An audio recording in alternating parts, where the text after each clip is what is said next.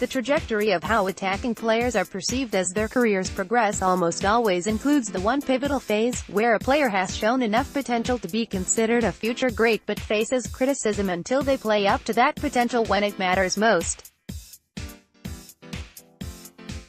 Real Madrid target Eden Hazard has been through that, delivering full seasons of consistent excellence but still facing questions about how reliable he can be on the biggest stage. This summer, however, he blew those doubts away with a series of starring displays at the World Cup. Even in Belgium's last defeat to France in the semi-final, Hazard was arguably the best player on the pitch, as he often was for the Red Devils. He was thus a shoo-in for top spot in our World Cup attacking midfielder rankings. Here's the full top 5.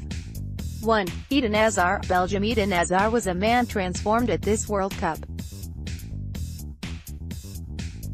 He was consistently Belgium's best player, and if his side had overcome France in the semi-final he would have rivaled Luka Modric for Golden Ball honors. Indeed, he did end up winning the silver ball as the tournament's second-best player.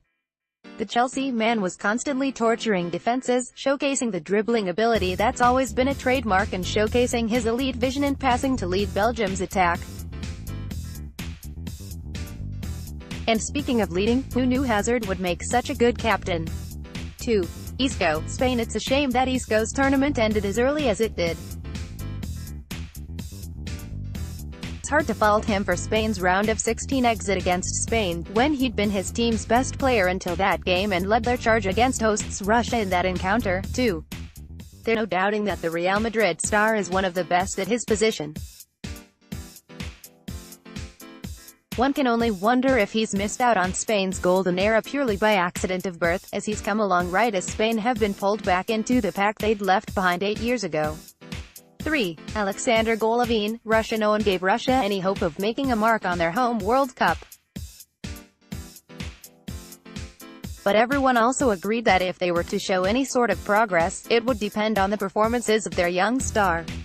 Well, Golovin delivered, right from the off. His superlative display in the tournament opener gave Russia momentum that carried them all the way to the quarterfinals, and the CSKA Moscow man continued to shine throughout.